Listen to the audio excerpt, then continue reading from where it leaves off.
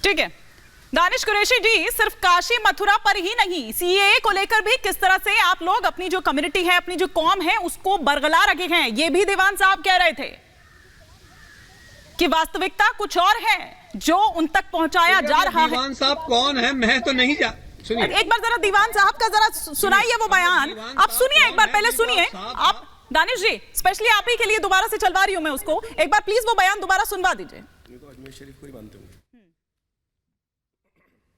ऐसा है कि ये अभी कंट्रोवर्शियल इशू नहीं है। क्यों नहीं है? कि जो वहां से हिंदू हजरात माइग्रेट होकर के आए और उनको नागरिकता अभी तक नहीं मिली है, उसके लिए ये कानून आया है। तो भारतीय मुसलमानों के लिए नहीं है, और मैं खुद उसके लिए बोलूंगा अगर कोई बात होगी तो। कुरैशी जी, अब आप कह रहे हैं कि इनको मानते हैं, नहीं मानते हैं, अजमेर शरीफ को मानते हैं आप कह रहे हैं कि इनको मानते हैं, नहीं मानते हैं, अजमेर शरीफ को मानते हैं आप? सुनिए मेरी बात, मैं आपको एक बात बता दूं। सबसे पहले तो कोई एक पैनलिस्ट ये कह रहे थे कि हम यहाँ जाएंगे, अखंड बनाएंगे, अखंड बहुत अच्छी बात है, बनाइए अखंड, लेकिन मैं ये कह रहा हूँ कि जब शुक्ला जी से ये पूछिए कि ये रोज रोज चीन अंदर घुस आता है, उस पर कभी खदेड़ के बाहर भगाएंगे या नहीं भगाएंगे, तो इस पे कोई जवाब नहीं है। रह गई बात कि ये जो भी दीवान है, आप गोल पोस्ट चेंज क्यों कर रहे हैं? लेकिन सवाल ये है कि हम तो बाबरी मस्जिद को भी भूलने को तैयार नहीं है, दूसरी तो सारी बात ही आप छोड़ दीजिए। बहुत भाईचारे की बात कर रहे हैं। लड़ाई की कानूनी लड़ाई अपने तरीके से लड़ी जा रही है, संविधान के दायरे में रहकर तमाम लड़ाइयां लड़ी जाएंगी जो संविधान के दायरे में रहकर लड़नी है। मतलब वही तो कह रही हूँ कि जो दीवान साहब कह रहे हैं वो गलत है ना, वो संभव ही नहीं है जो बात वो कह रहे हैं। और सीएए पर आप बड़ी ही स्मार्टली आपने एकदम गोल पोस्ट चेंज कर ली। काशी मथुरा पर आप कह रहे हैं कि आप जानते ही नहीं है दीवान साहब को, और सीएए पर जब पूछा आपने कहा कि भैया कौन है, मैंने सुनवा भी दी आपको उनकी तमाम बातें, उस पर आपने गोल पोस्ट ही चेंज कर ली। एक सेकंड सर, आ रही हूँ दानिश कुरैशी जी।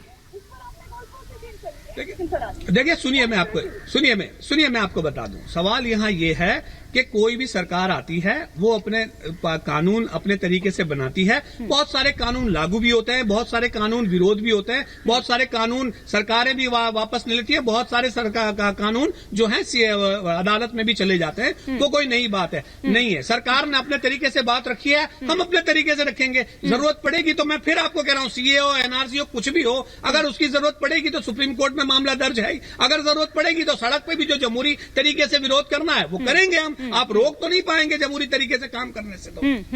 अच्छा ठीक है, क्विक रिएक्शन एक बार प्रेम शुक्ला जी से। वैसे संविधान आप गाएंगे, लेकिन वैसे उसकी धज्जियां उड़ाएंगे, ये भी ठीक है। प्रेम शुक्ला जी।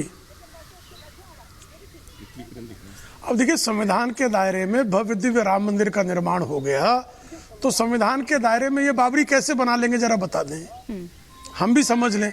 संविधान में कौन सा ऐसा जो है प्रावधान है जिसके तहत भव्य दिव्य राम मंदिर की जगह पर ये बाबरी का मकबरा खड़ा कर लेंगे, जरा बता दें। वो कह रहे हैं कि उनके लिए ताउम्र रहेगी। समझना चाहता हूँ, संविधान ये कह रहा है ना, 97 पेज पे सुप्रीम कोर्ट ने कहा है। हाँ वही उनकी ताउम्र ही पूछ रहा हूँ, वो संविधान का बता देना। मुझे लगता है कि हाजिर साहब, मंदिर बन चुका है वहाँ पर, ये चर्चा का विषय होना ही नहीं चाहिए, ये चर्चा का विषय होना ही नहीं चाहिए, क्योंकि बात खत्म हो गई है, वो बात खत्म हो गई है। 20-25 करोड़ और बार बार जब आप उस पर सवाल उठाते हैं तो आप कंटेम्प्ट ऑफ कोर्ट करते हैं, कोर्ट ने, जबकि तमाचे आप कोर्ट का अपमान करते हैं, आप कोर्ट का अपमान करते हैं। अच्छा, जहां आपके मतलब की बात हो वहां पर सब ठीक। वो गलत थी, जो 92 में तोड़ा गया, वो शहीद किया गया, वो गलत था।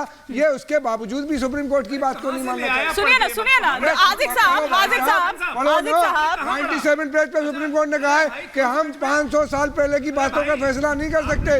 आप नहीं जानते, आपने पढ़ा नहीं, आपने देखा नहीं, अंधी आस्था पे देश को चलाना चाहते हो। अरे भाई, इस देश में मंदिर और मस्जिद इसलिए बनते हैं कि आप पूजा करो, नमाज पढ़ो, इसलिए नहीं है कि मुसलमानों के खून से लाल करके उस मंदिर को बनाया जाए। ऐसा कहीं भी नहीं है, और किसी मुसलमान ने भी किया होगा तो वो भी गलत होगा।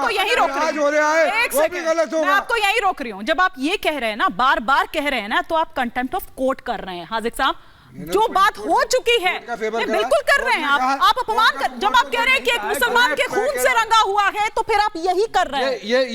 ये सुप्रीम कोर्ट कह रहा है ना। हाँ, और इस पर मैं विष्णु शंकर जैन जी की टिप्पणी चाहूंगी, जिसका जिक्र बार बार कर रहे हैं। विष्णु शंकर जैन जी, देखिए, मैं एक सिंपल सी बात कह रहा हूं, इस समय मामला कोर्ट में पेंडिंग है। दोनों पार्टीज को अधिकार है कि वो अपने तथ्य, अपने फैक्ट कोर्ट के सामने रखें, और कोर्ट दोनों पक्षों को सुनने के बाद यथोचित निर्णय लेगा। तो इसीलिए कोई आउट ऑफ कोर्ट सेटलमेंट की बात नहीं आती है।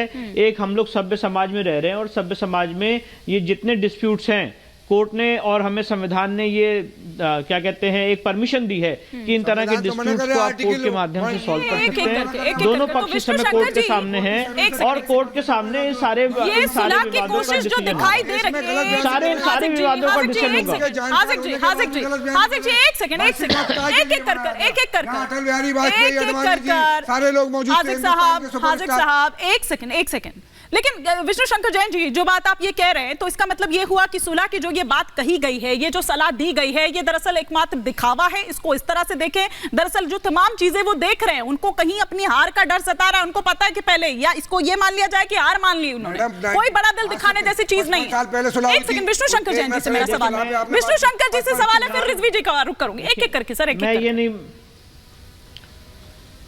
देखिए मैं ये बयान देने की पोजीशन में नहीं हूं कि इस बयान देने के पीछे सुलह समझौता की बात करने के पीछे क्या मंशा थी। मैं सिर्फ एक लीगल तौर पे आपको बता सकता हूं कि ऑर्डर 23 रूल 3A CPC के तहत ये पॉसिबल नहीं है, ये पॉसिबल ही नहीं है और लीगली पॉसिबल नहीं है, प्रैक्टिकली भी पॉसिबल नहीं। मैंने आपके सामने एक्सप्लेन किया।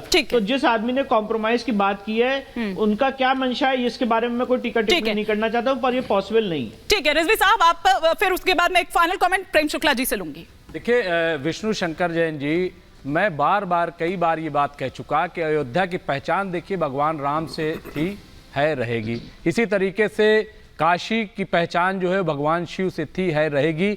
मथुरा की पहचान वहाँ पे भगवान श्री कृष्ण से थी, है, रहेगी।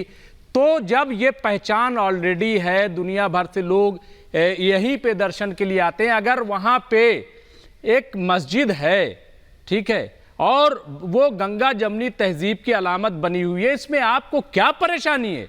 क्या कौन सी पूजा में उसमें रुकावट पैदा हो रही है?